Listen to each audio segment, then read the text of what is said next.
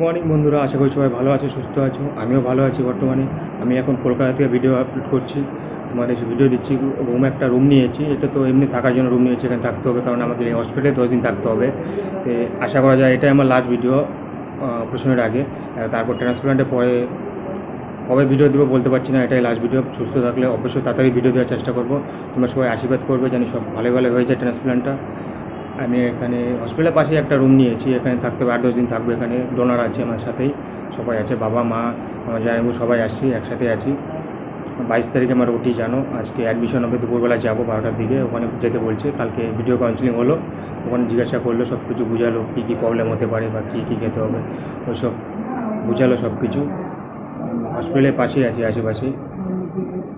তো ভাবলাম last video একটা আপলোড করে দিই, একটু টাইম পেলাম সকালবেলা, তখন যাবো। এখন খাওয়া দাওয়া করলাম, চান টান করে ফ্রেশ হয়ে তারপরে যাবো হসপিটালে অ্যাডমিশন হতে হতে এখন কখন হবে যে বলতে পারছি না।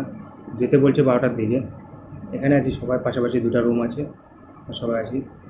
12টার দিকে অ্যাডমিশনের কথা আছে, এখন দেখা যাক কটার দিকে যাই। মানে অ্যাডমিশন হতে হতে কটা বাজে, বিকাল হয়ে যাবে হয়তো। চান খাওয়া দাওয়া করে যাবো একদম। তোমাদের সাথে এটাই লাস্ট ভিডিও, তারপরে পরে দেখা হবে। ট্রান্সপ্লান্ট হয়ে যাক ভালোই ভালো, সবাই আশীর্বাদ করবে যেন ভালোই ভালো সব কিছু হয়ে যায়, তারপরে ভিডিও আপলোড করবো। তো তাড়াতাড়ি সুস্থ হতে তাড়াতাড়ি ভিডিও আপলোড হবে। আমার জন্য একটা এক্সট্রা রুম নিতে হবে, এখানে শুনলাম রেন্ট, এখানে সিন দেখা হলো একজনের সাথে যে ট্রান্সপ্লান্ট করেছে, 15 দিন হলো হয়েছে, এই বিন্দাস করতেছে, ভালোই আছে। এখন রুম নিতে হবে, রুম 17-18 হাজার টাকা পড়ে যাচ্ছে। ওই রুমটা দেখবে 8-10 দিনের মধ্যে দেখে রাখবে সবাই, দেখে তারপরে তোমার রুম ডিসাইড করবে। এটা তো এমনি থাকার জন্য এখন, কারণ বাবা মা থাকতে হবে এখানে, সব কিছু নিয়ে আসছে, একদম রান্না বাড়ি সব কিছু এখানে হচ্ছে, আমি যদি রান্না করে খাওয়া হচ্ছে।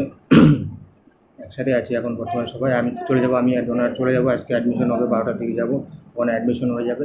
তারপর আমার ওখানে 22 তারিখে ওটির কথা আছে, রিপোর্ট হবে প্রথমে একটা, রিপোর্ট সব কিছু ঠিক থাকলে 22 তারিখে ওটি হয়ে যাবে। তারপর 8-10 দিন পরে আমাকে ছুটি দেবে, তার আগে একটা রুম নিয়ে নেবে, মানে ফ্ল্যাট নিয়ে নেবে, ফ্ল্যাটে ওখানে তারপর উঠবো একদম ডাইরেক্ট। এখানে অনেকটা সুবিধা আছে তোমার। বিলারটা বললো ওখানে কালকে, মানে ভিডিও কাউন্সিলিং হলো তো, ওখানে বললো তোমার কি মানে বিলারটা রুম থেকে যে 20 কিলোমিটার মধ্যে ফ্রি বিলার মানে ট্রেনে নিয়ে যাবে, হসপিটালে আসতে হবে না বারবার, তো অনেকটা সুবিধা আছে। আর কালকে একটা সাবস্ক্রাইবের সাথে দেখা হয়ে গেল, মানে ওখানে এভাবে আসলো ট্রান্সপ্লান্ট করবো, পিজিতে অনেক রিপোর্ট করেছে, বললো মানে এখন তো প্রবলেম হচ্ছে, টাইম লাগে পিজিতে অনেকটা, কারণ আরজি করে ঘটনার জন্য। তো ওখানে হসপিটালে আসলো, ভালো লাগলো শুনে যে মানে আমার ভিডিও দেখে বললো এখানে আসছে, মানে তো শুনে ভালো লাগলো। তার মা ডোনেট করবে, ওরও রিপোর্ট সব হয়ে গেছে।